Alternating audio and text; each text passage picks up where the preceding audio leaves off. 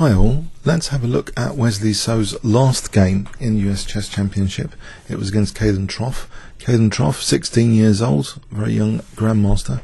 He was US Senior Master in 2010, FIDE Master in 2011, World Under 14 Champion 2012, IM 2012, Grandmaster just last year, 2014. Pretty fast progress.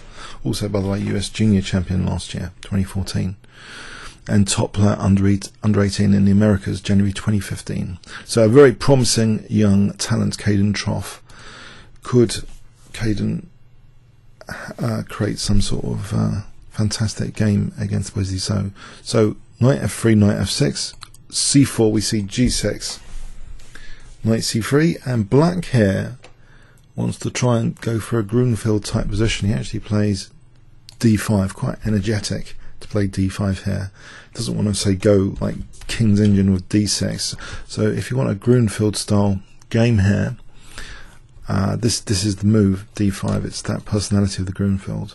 Bishop g7, c5, these are all alternatives of course, but we see d5, c takes, knight takes, queen b3, asking the knight really to go back. This is the most common move now by far, nothing really much else. This just helps white. Knight takes c3, so the knight goes back, d4, bishop g7, bishop f4. This is the most common move actually here, and yeah, white seems to have quite a solid position, but of course the queen can be targeted here with bishop e6, which is the most common move, and usually it goes to a3 here. I'm not sure it's entirely profitable to try knight c4 here. You might think knight c4, kick the queen again. I think white's meant to be okay here with queen b4, queen a4. That's in my book analysis. So anyway, no, the most common move now after this queen a3, well, when I say most common, it equals the about tied knight c6 39 games and castling 37 games.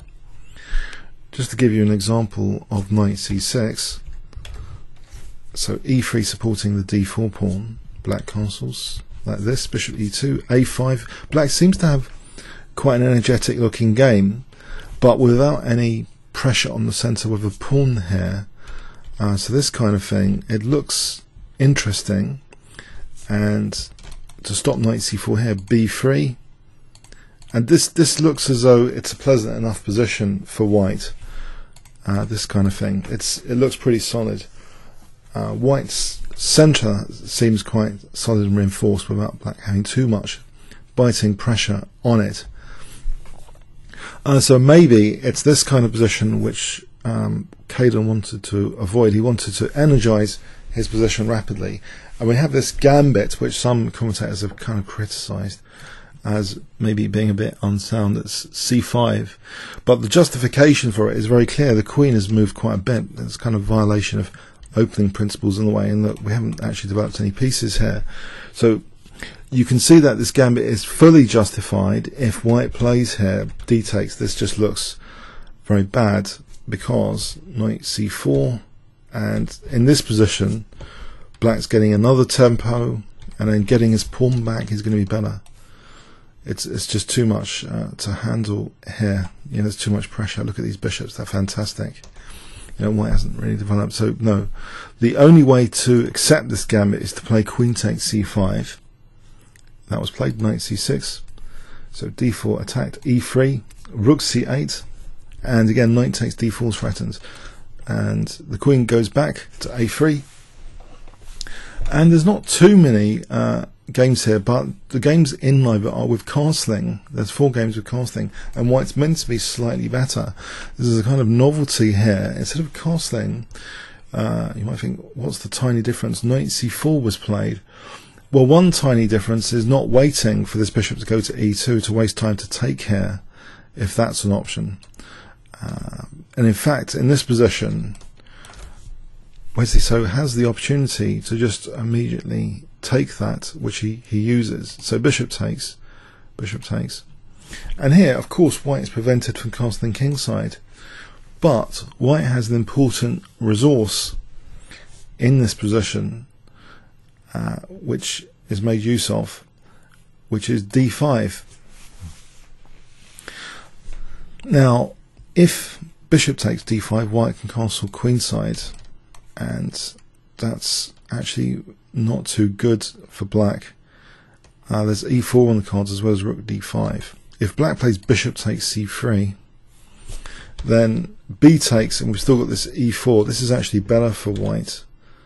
So e6, e4, for example. And if f5, then that's kind of a bit radical. White can play knight g5 and get into the e6 square, potentially. So yeah, this is better for white, this position. So d5 is a very interesting resource. Black played queen a5, and this might have been in some sort of preparation. So black seems to have interesting counterplay, in inverted commas, for the pawn here.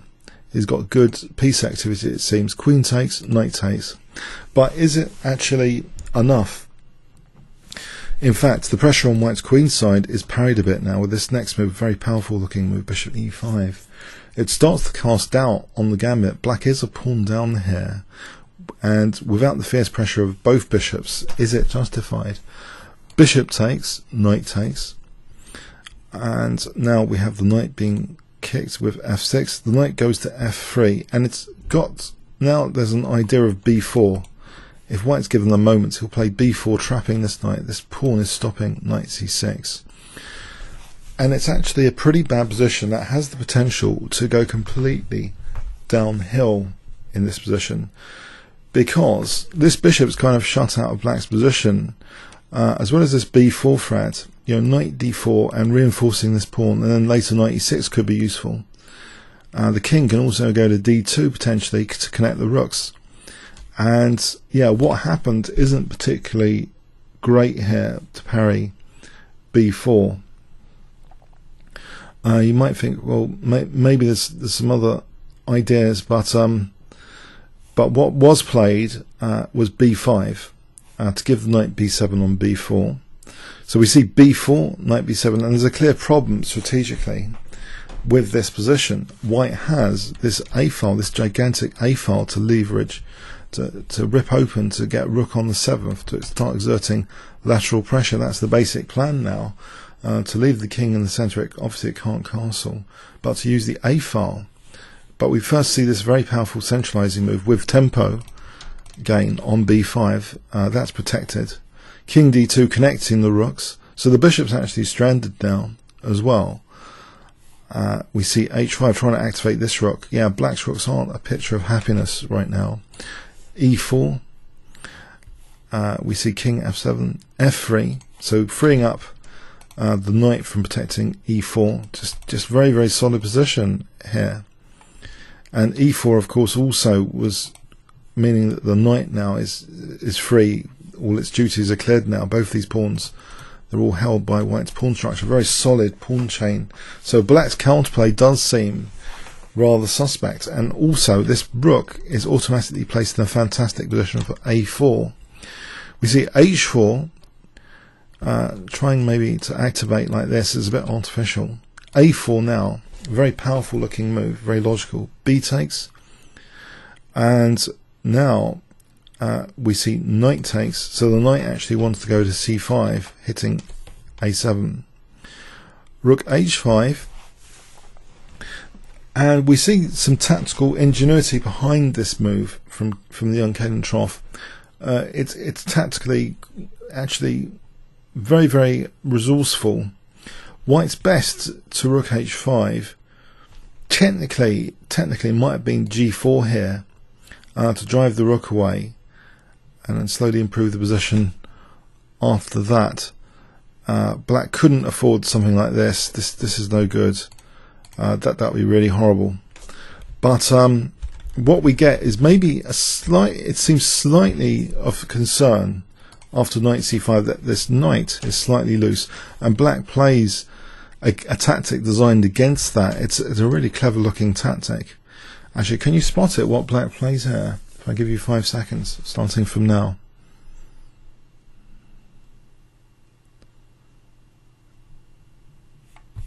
Okay, a5. So I mean, you'll find it's the top engine choice here as well. position. To leave this rook on a5 now, and this next sequence, can you see what black plays in this position? Okay, bishop takes d5. The idea is revealed. Knight c4 check, exploiting the king on d2 to hit this, to take this after. Oh, there's quite a bit of clever resourcefulness there. So white sidesteps knight c4 check by playing rook a7, but he's still better here. He's still a pawn up, and he's still got a rook on the 7th now, and still the rooks are still going to work together. So fundamentally, actually, it's still pretty bleak for black. He moves the bishop to c6, and we have king e3, and again white's position looks pretty cozy and secure here. Bishop e8, and then we have rook c1. This is a strong move among others. There's actually a threat of knight b7 here looking at the c8 rook, which is pretty nasty, and you might wonder how on earth does that work. Well, if for example, I'll give you an example, rook h8, knight b7 actually works in this position, because if takes, we have knight takes d6 check, and it just gets horrible after that. We're on the bishop, so if king f8, then we've got knight e6 check, and for example rook takes e7 is threatening now mate here. It's absolutely devastating for black. So yeah, that kind of thing is parried with black sidestepping knight b7 by playing rook b8. Might have been some other ideas as well, but rook b8, looking at b4, knight d3 protecting b4, but now we're also making way for rook c7, so e7 is going to be under fire next. So it's this logical progression, using the a file, getting both rooks on the 7th, logical positional progression. Rook g5. For the moment, yeah, rook c2 is played to attend to this for the moment. Bishop b5. Rook cc7. Now that the bishop's moved away from e8, this pawn is offered. So what's going on here? Well, it's too dangerous now without that bishop on e8. So knight c8 trying to repel the rooks, protecting and attacking. Rook a2 protecting g2. Okay, black is in still a very difficult position here. Fundamentally, white is trying to get the rooks on the 7th. Both of them. Black's trying to defend this, but how long will that rook be there? It's artificial looking. It can be kicked with f4 away, and in fact after knight d6, yes, it's like a recursive to-do list. If you're doing some sort of activity, sometimes you need to do something before you can do something else, Well, here, kick the rook so that g2 isn't looked at, then try and get back to the 7th rank. So that's the first task now. f4. So that's dealt with. No more pressure on g2. We'll go back to our main task eventually of putting pressure on e7. But first we have knight c5. So still rook a7 is on the cards, but this prevents black having so many options. So knight c5, knight e8, hitting this rook. And actually here, white has to abandon the idea of getting both rooks hitting e7. That was a bit of an ideal. Instead, he offers now, Wesley So offers an exchange of a couple of rooks, which doesn't help black so much. White still has this extra passed pawn here. If you look at all the pawns, they're equal on this side, but this extra dangerous passed pawn. And the bishop's attacked now. So there's things in this position just to interrupt the protection of that, like e5. So anyway, the bishop goes to f1. But here now, the two knights and the rook can attack the black king. We see the prelude, knight d8 check, king g8, and now knight 8 to c6 hitting e7. And black's in a bad spot because this rook a7 is pretty painful to meet if king f7.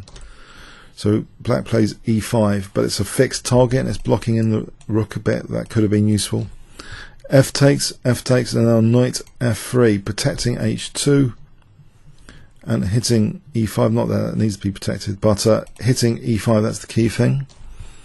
Knight d6. So yeah, another pawn is dropping off. Knight c takes e5, 2 pawns down. It's really looking like a lost position. 2 pass pawns here. Black's king is unsafe. The rook's got a7 and a8 available. We have king g7, rook a7 check, and black finishes the game quickly in a sporting manner with king f6, which allows a mate in 2. Can you see the mate in 2 if I give you 5 seconds?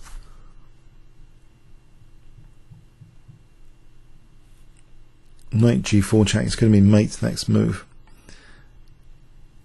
Black resigned here actually. King e6 would allow knight d4 check mate. Very interesting game, very interesting gambit being tested here. I think it's a theoretical reference game. Actually, I think players with black might be wary after looking at this game to try and play knight c4 a bit too quickly. I think players will stick with castling here instead of the immediate knight c4 to at least get another move in. You know, let the bishop come to e2 first before this. So yeah, 4 games in live book. There's 3 that went like this.